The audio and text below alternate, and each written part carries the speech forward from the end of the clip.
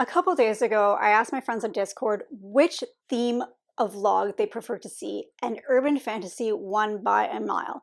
And it actually is perfect timing because although this video will come out after Halloween, fall is still a creepy time. The nights are getting longer, the days are getting colder, and it is a perfect time to crawl up under a blanket and get lost in a fantasy world. And for me, urban fantasy really screams fall and winter. So in this vlog, I'm going to read as many urban fantasies as I possibly can in the next 2 weeks. I hope you stick around because it's going to be a good time. So full disclosure, I've actually already started an urban fantasy series, so it's kind of perfect timing, and I'm in the middle of The Good, the Bad, and the Undead by Kim Harrison. This is the second book in the Hollows. I recently read uh, Dead Witch Walking by her last month and absolutely loved it. Like, loved it. Although I would love nothing more than to burn through this entire series, I know that that doesn't make a great vlog, so I will have some variety in this vlog. But since I haven't quite decided as of yet, I'm not going to say anything until I decide day of, because that is the life of a mood reader. With urban fantasies, the first couple books are usually the weakest, and if you don't like urban fantasies, most people will give up after the first or second book, and it's not until the series really gets into it that things get epic. But I found that Dead Witch Walking really stuck out compared to some of the other urban fantasies that I have read.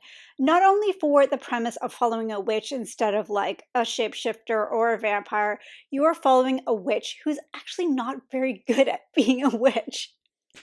I mean, she is, but she's not all powerful, and she constantly gets knocked on her ass a lot. And she always finds herself in like a bad situation where she needs her friends to bail her out. So I love that aspect of the series. Not only does the series have a lot of charm, it has a lot of character development, it has a lot of humor. And the creatures in it, although they are very familiar, you got your vampires, you got your witches and pixies, the way that they are is a little bit different from what you're used to. So in this world, witches are not humans. Witches are literally a different species than humans. Vampires and werewolves are humans. I guess they have like some sort of genetic thing, or there was like a virus or something. I can't remember what it is at the moment. I'm sure it is explained, but I forgot. But yes, they are mutated or genetically enhanced from humans. And then you have like the pixies and the trolls and all the other stuff, which are, separate species as well. And I love how Kim Harrison has pulled from Irish, Scottish, and English folklore regarding witches and pixies and fairies. And also, I think a lot of like Italian influence regarding like witchcraft. I was yesterday old when I found out that tarot cards originate from Italy. I think actually from Sicily, if I'm not mistaken, which I found extremely fascinating. I do enjoy tarot cards, and although I don't know what I'm doing, I like to use them every once in a while. It's just kind of fun. So honestly, this kind of world to me is just so nostalgic. If you grew up when I did, Buffy the Vampire Slayer was massive. It was huge. And this kind of reminds me more of like a grown-up version of Buffy. It's made honestly for people like me who are now like past age of teenagers and now they want to read something a little bit more adult. So honestly, I love it. I love it. So I'm actually in the middle of the book right now. Right now, I'm at a point where it's getting so good. There has been more development in Rachel's backstory that was kind of held back. It was hinted at, but now we're kind of getting more detailed into it. And I absolutely love it. I love how Kim Harrison has done such a great job of like introducing all these characters and kind of hinting that they all have secrets and they all are hiding their secrets from each other. And there's obviously a reason why a certain person is behaving a certain way, but we don't know yet. And I love that. I love that every single character has their own secret and it hasn't been laid out right away. So good. I'm really addicted to this. And there in this one, there is a little bit more spicy romance scenes than there was in the first one. I'll have to say though, the one person I don't like is probably the person that you're supposed to like, and that is the person that Rachel's in a relationship at this point. I don't like him and I don't trust him. I do have to mention though that The vampires in this world are very animalistic and kind of territorial. So like certain things like the scent of fear or the perfume you're wearing can turn them on. And that's great and all. There is a relationship in the first two books that kind of borderlines abusive relationship. Like Rachel literally has to tiptoe over around this person so they don't abuse her basically. And she keeps going back. So if that's a trigger for you, I don't know, maybe not read this book series. But like I said before, there is a lot of mystery around characters. So maybe there is a reason for both these people to be acting the way that they do, and the reader doesn't know yet. So I'm gonna have to get back to you on that later and kind of give my concrete thoughts once I finish the book. That is my update right now. I will talk to you in a couple days once I finished The Good, the Bad, and the Undead.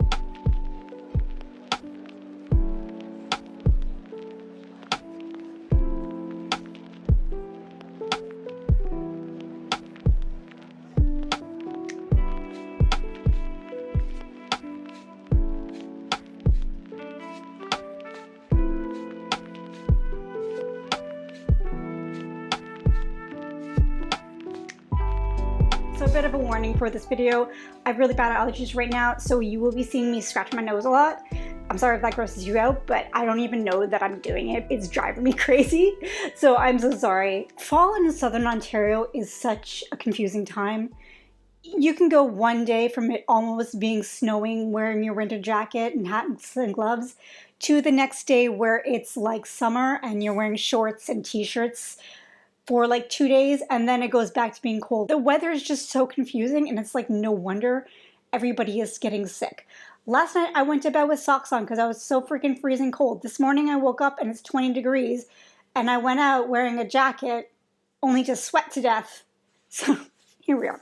Anyways, so I have an update for you.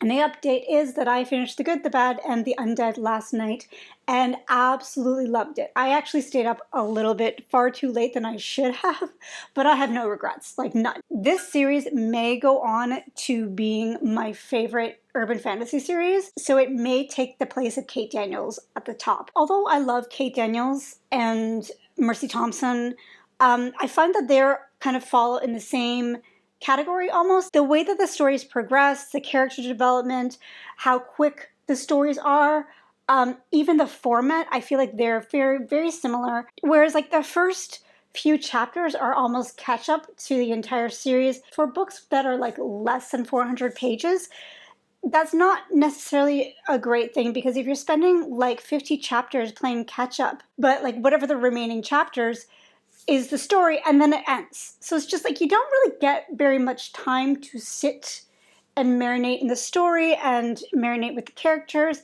And although the character development is quite great in those books, it is nothing compared to what I found so far in the first two books of the Hollows. I am in love with these characters. I'm in love with Rachel, I'm in love with Ivy, I'm in love with Jinx and his crazy like pixie family. Although the Hollows is like almost like episodic, where each book is following kind of a different plot, which, you know, it's an urban fantasy, so that happens.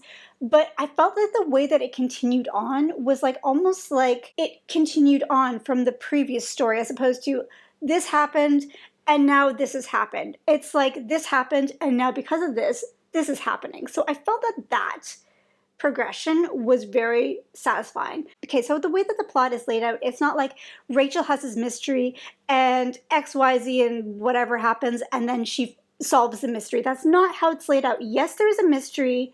Yes, there's a bunch of mysteries actually. And then slowly some other things happen. Like she's got some personal things going on. She has personal things with Ivy going on. She's got personal things with Nick going on. She has this vendetta against Trent. And then her relationship with Jinx and his family. And I loved all of that. Not only that, it's just, I love the fact that magic has consequence in this. It's not like everybody's all powerful just for the sake of being powerful. Like if you do something, it has consequences. Like if you cast this really powerful magical spell, then there's a chance that you might lose your soul to a demon. Like it's like, there's a lot of things that I really loved, the details that I loved, and I loved how realistic this book felt. And yes, we are in this like fantasy world that is in post-pandemic. Obviously there's like vampires and demons and witches and stuff like that. So all that is very fantastic.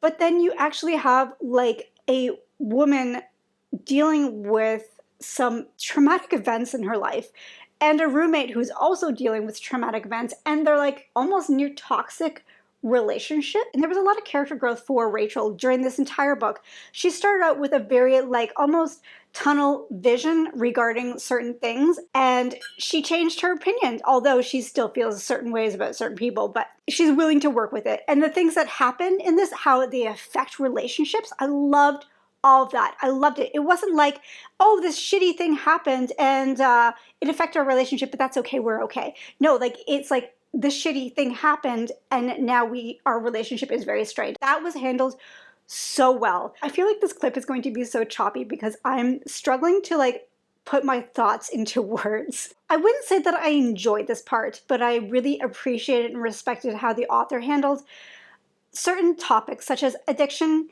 and being a victim of abuse. So there are some triggering things about this series and this book in particular that they really dive deep into abusive relationships, being sexually abused, and stuff like that. And it happens on and off page. Ivy, who is like the main vampire in this series, her entire life is wrapped around those two. So yeah, like it's not like a side character. It's very much there in the forefront. And so yeah, if you are triggered by it, then maybe yes, avoid this series. So that's just my little disclaimer. I'm sorry, my dog's pacing. So I haven't quite decided on what rating I'm going to give it because I did finish it last night, but I think I'm gonna give it like 4.75. It didn't reach quite 5 stars, but it was higher than 4.5. I feel like that if the quality of this series continues to shine and grow, this probably will be one of my favorite series of all time. And it's giving me such nostalgic feelings for early 2000 TV shows like Buffy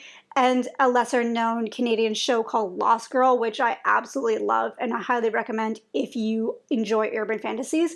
It's about a succubus.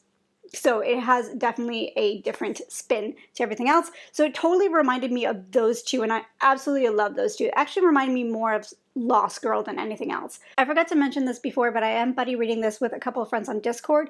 So depending on how they feel about it, if they want to continue or not, I would really love to binge this series, especially since my library has a lot of the audiobooks, so I can really knock this series out of the park and probably get to a big chunk by the end of the year. So yeah, if I could, and like I said, depending on how they feel, that may be a priority because yeah, like I said, I'm obsessed with this world. I am. This vlog just started and I've already finished one book, so now we're going to talk about the next book. So the next book is, oh crap, I forgot what it's called. Let me get it. I have a buddy read starting on November 1st. So I have a few days to squeak in a small audiobook. And I was thinking Hell for Hire by Rachel Aaron. This book was first brought to my attention by Esme, who's on my Discord, but you also might know her from Before We Go vlog, and I think she's very like active in the community. But yeah, she recently posted the sequel of this book saying it was 5 stars and it was amazing, and saying that I might like it because it is an urban fantasy. But honestly, judging by the cover, this speaks to me in a level that like, yeah, I want to read it. So I have the audiobook of this. I'm hoping to kind of squeak it in and read it before November 1st, although that may be difficult because I am reading another physical book that I have to finish by Monday. So fingers crossed I get them both done. So I will check back with you in a couple days with another update.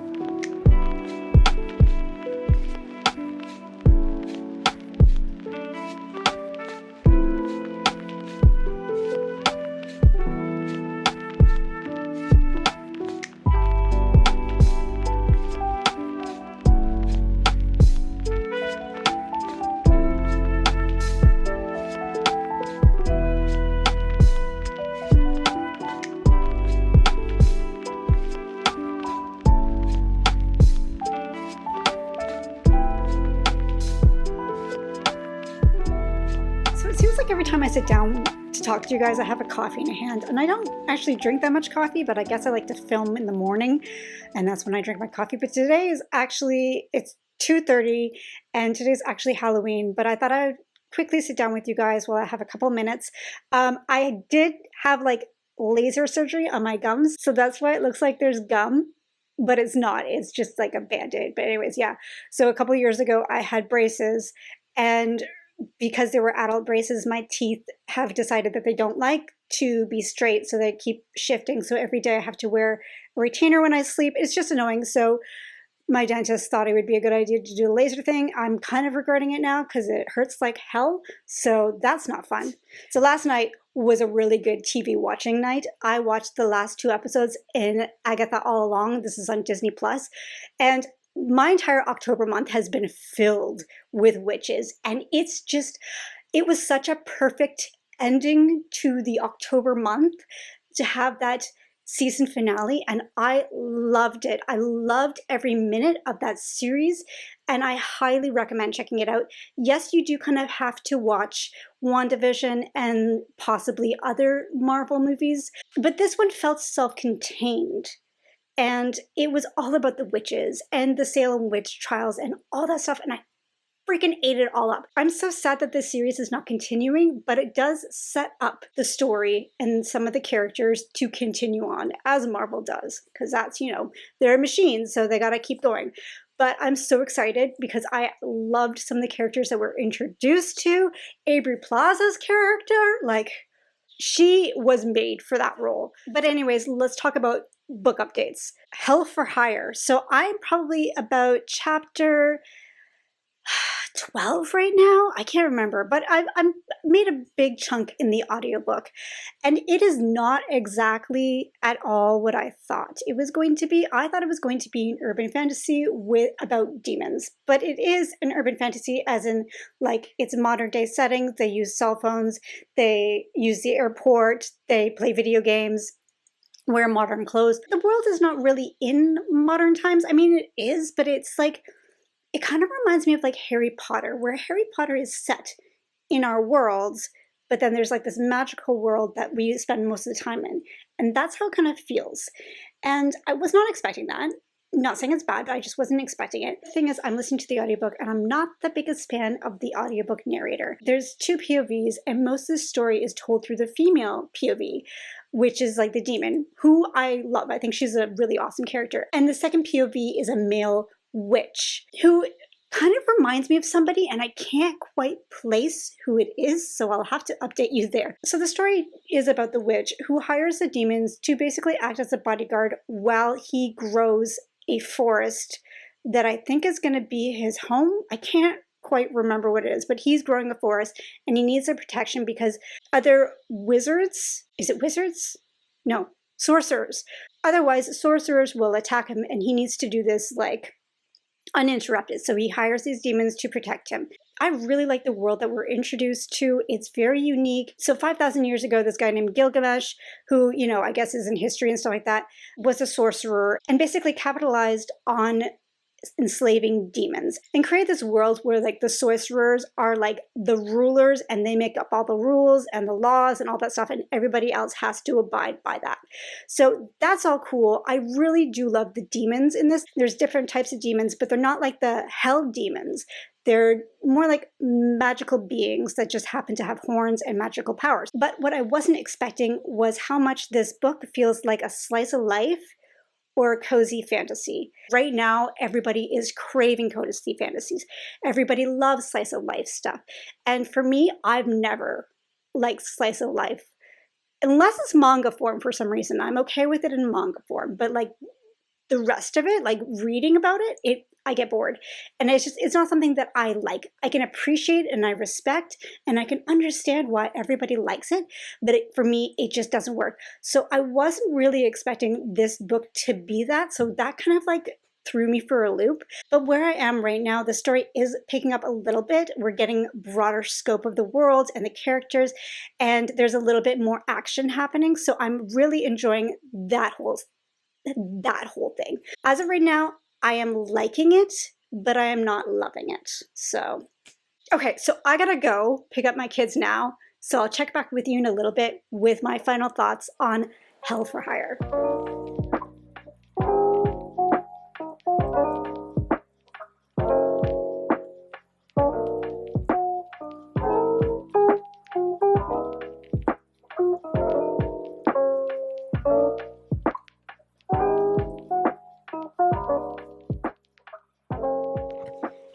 Oh, time for an update. So I'm just setting up to film my October wrap-up right now. So I thought, since I'm all dolled up, I got everything set up, I thought I might as well do an update. So I actually filmed an update for this on Friday, I believe, but I just wasn't in the mood to be behind a camera, and you can totally tell that I just wasn't in the mood for it. So I want to give a better reaction, a better review of the book that I finished on Friday, which was November 1st. So yeah, I finished Hell for Hire, and I didn't love it. I didn't love it. I haven't been having the best luck with books the last week. I don't know. I think I've been reading books that I haven't really been feeling. Maybe if I read this book like 4 or 5 years ago, I would have absolutely loved this book. So this book is really kind of hard to review because although one side is kind of like an urban fantasy, it's not really. And then the other side, it's kind of like a cozy fantasy, but it's not really. It's all of these things, but it's not fully all of these things. You know, it's a good thing I'm doing this before I'm filming my October wrap-up because I need to like warm up my voice and get talking. I've had a very quiet weekend, so I haven't been talking very much, so this is good practice for me. So Hell for Hire.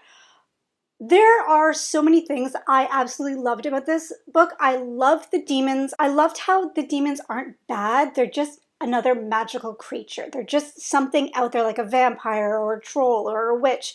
They're not bad, evil things. They're just other beings.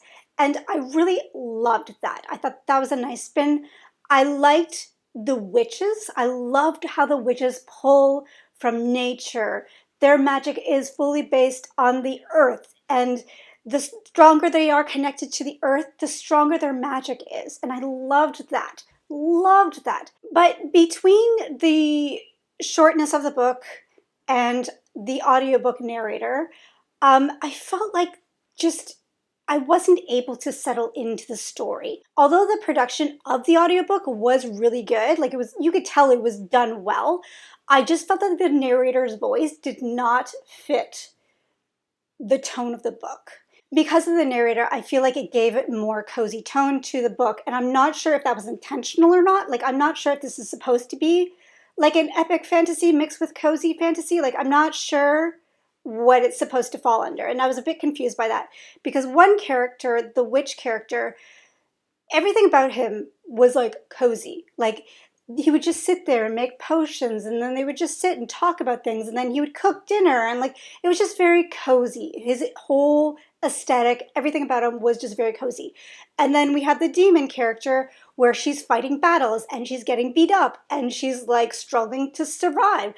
Stuff like that was very epic. So like having one narrator for both those POVs, I felt like it really took away from my enjoyment. I felt maybe if there was 2 separate narrators that it would have worked better. Although I was really interested in the story, I just found that I wasn't fully engaged. I wasn't invested in the characters. I wasn't invested in the story. And maybe it's just a me thing because I don't think that the story is really a type of tone that I am drawn towards. So yeah, I'm giving this book about 3.5 stars. It wasn't a bad book. I think it was actually quite good, and I think that a lot of people will enjoy it, especially if you like books like Legends and Lattes or even God Killer. I feel like if you like both of those books, you may actually enjoy Hell for Hire, although it's not like either of those, but I feel like the tone is kind of similar. So I really do recommend it. I also do recommend it for people who don't really like urban fantasies. Although it is technically an urban fantasy, I feel like it's closer to like Harry Potter, where there is this modern world. You know, people use cell phones and they take planes and they wear modern clothes and stuff like that.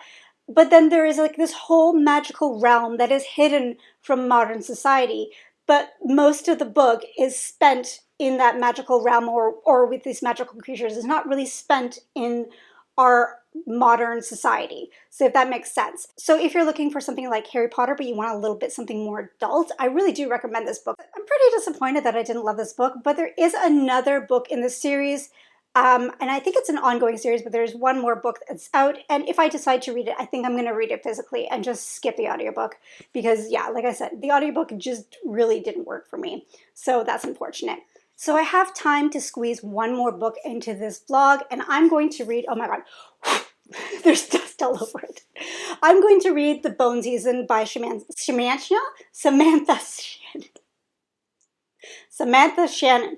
My God, we got it out. This is the 10th edition. From what I know is this has been changed from the original. I remember seeing the original and I remember that it blew up and it was very popular.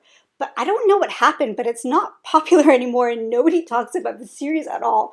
Even now, after the 10th edition was released, I don't hear anybody talking about it, which is surprising because these covers are absolutely stunning.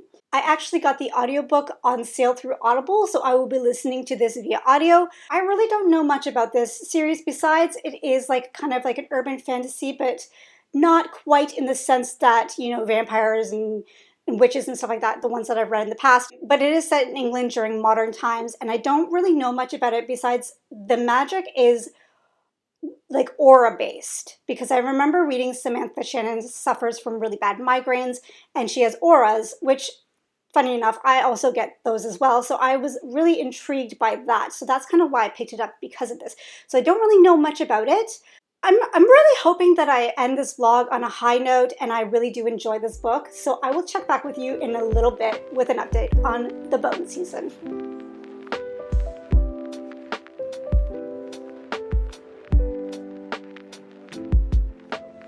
I'm sitting at my desk, aka the dining room table, editing my October wrap-up, and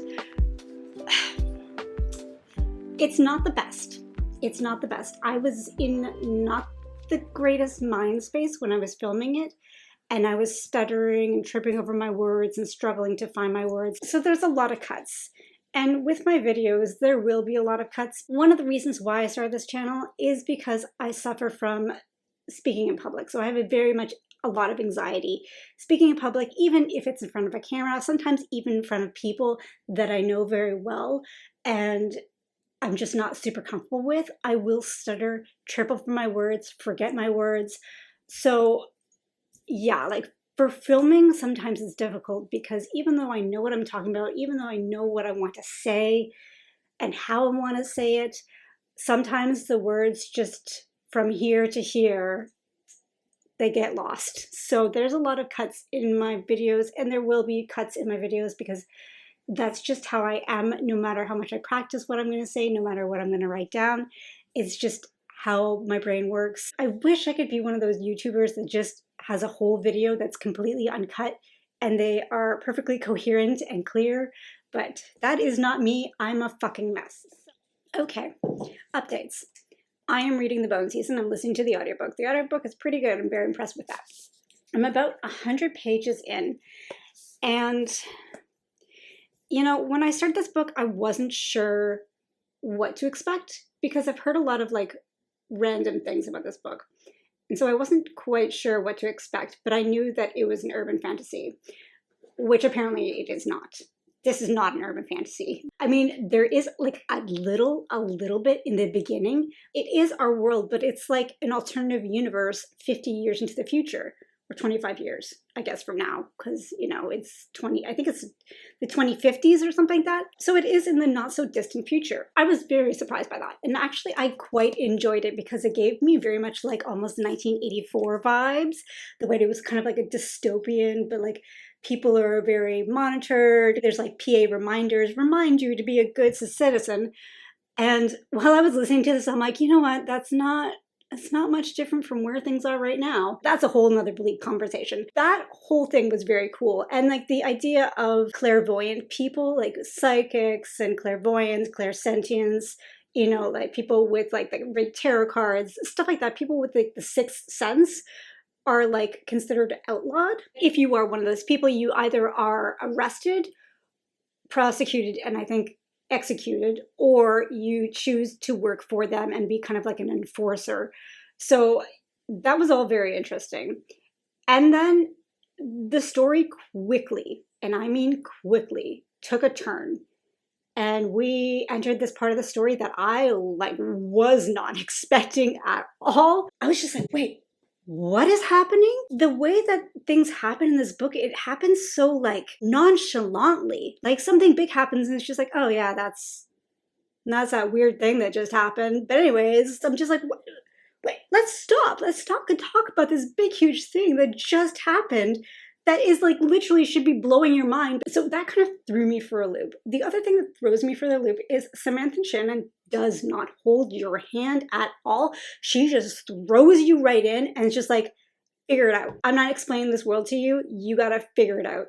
And sometimes I really do love that. I love that when it's done well.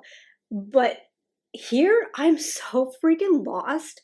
I'm so lost because they're throwing all these words around like I'm supposed to know what it is. Like I'm supposed to understand what these things are. And I guess in a sense, they are kind of telling you. They talk about something very important, like in passing conversation. And then I'd have to like, wait, what? And I'll have to rewind and listen to that. I'm like, what the hell is that? Like, it's very confusing at this point. And I'm kind of bored. Maybe it's just a learning curve, which is perfectly fine. I'm okay with that. But the one thing that I kind of am not loving is the actual plot. Like, I don't know what the hell's going on. And I don't really know why I should care at this point. It's very strange. It's very bizarre. And usually I like strange and bizarre, but I'm not sure if I like this strange and bizarre. So yeah, I'm not sure. I haven't had the best luck with books lately, and I'm very tempted to put this down and crash like a Hollows book by Kim Harrison just to pick up something familiar and something that I know that I love, just to get back into reading, because like right now I feel like I'm kind of going towards a reading slump. But I'm gonna give it today to figure it out because I don't want to end another vlog with another DNF.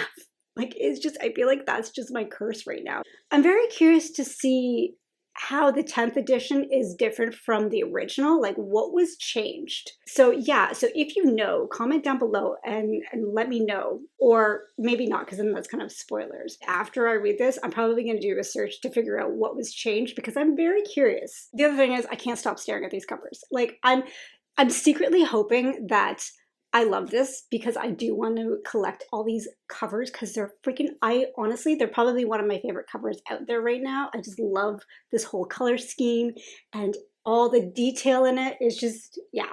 So I'm hoping that my next update is a good one. And yeah, I mean, I guess that's all I have to say right now. I just, fingers crossed.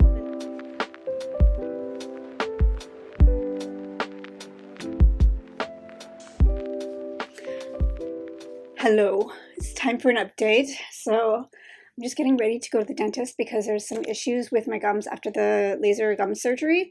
There's a bit of inflammation that's not going away, so I'm a little worried about that. So just getting it checked out to make sure that there's nothing wrong and there's no infection. I just put this stuff in my hair.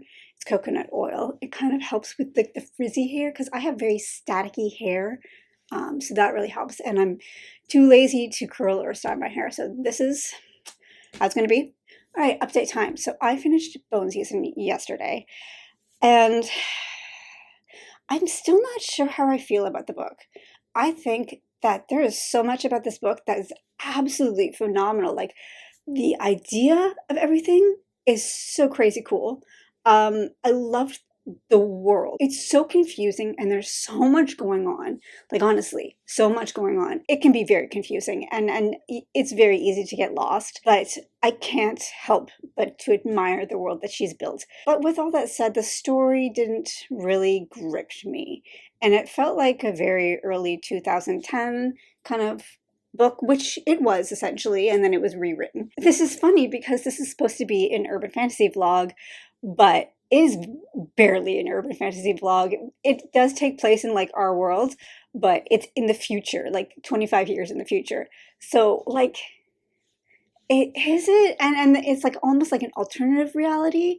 So it's not really an urban fantasy, really. But yes, it does take place in London and in Oxford and stuff like that. So yes, it is in our world, but not our world. I don't want to give anything away because I think going into this book and not knowing a goddamn thing about it is like the best experience because what I explain will sound so bizarre and so crazy that it just might turn some people off. So I think my advice is if you're curious about this book, check it out because there's a lot that I think a lot of people will love.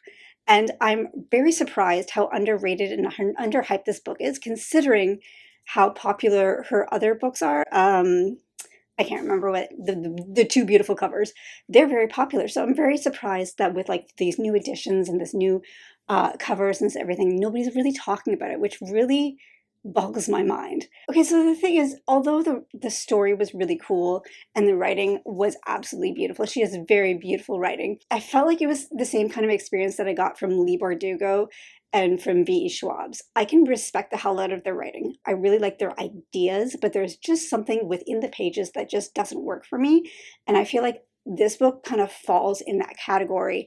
I respect the hell out of this book. I think that it is well written. I really think that there's so much to love about it, but for some reason, I just wasn't fully invested in it. It wasn't like, I need to read this. It's like, I want to read this to finish it, if that makes sense. I'm gonna scoot forward because my bags are bugging me again. So if you like dystopian and competition kind of plot lines, I think that you might actually like this. Plus there is a romance in it, but it's not a huge part of it. The one disclaimer that I have to say is that it is a very long book. It's a very lengthy book, and sometimes at some points I think it was a little bit too drawn out. And I've heard that about her other series as well, that it is very beautiful, it's very well written, but there's so many words that I think that just didn't need to be in the pages. I feel like this final thoughts regarding this book is very lackluster, but honestly I'm still confused on how I feel about this book. So I think I'm probably going to give it between 3.5 to 4 stars, mainly because I believe that the book is really well written. I really like the worlds. I thought that a lot of the stuff was very interesting. I especially loved all the spiritual stuff. So if you're into spiritual stuff, like astral traveling, like when you astral travel, you have a silver thread connecting your body to your spiritual body, and feeling auras and sensing auras and stuff like that, and tarot card reading, stuff like that. If you like that stuff, you will like this because it is very much a big part of the plot. So with that said, I'm happy that I read it. I do not know if I'm going to continue on with the series or not. I may buy the hardcover if it goes on sale somewhere, but right now as it stands, they're stupid expensive and I'm not going to buy it full price. So as it stands right now, I'm unsure about how I feel about this series. I'm so sorry, friends. I'm really trying to get my mind around this, but yeah, it's one of those situations where I'm I don't know how I feel about this. So I feel like now is a good time to end the vlog. Although it wasn't the best vlog for enjoyment, I'm glad that I read some pretty interesting books, ones that I've had my eye on for quite a while, so I'm pretty happy about that. So yeah, and I can't say anything else. Oh, my voice is going. If you enjoyed this vlog, please give it a like and think about subscribing. It really helps the channel grow. As always, my socials are down below. If you don't have anything to say but you want to comment, leave a star emoji. As always, thank you so much for watching and have a fantastic day. Bye.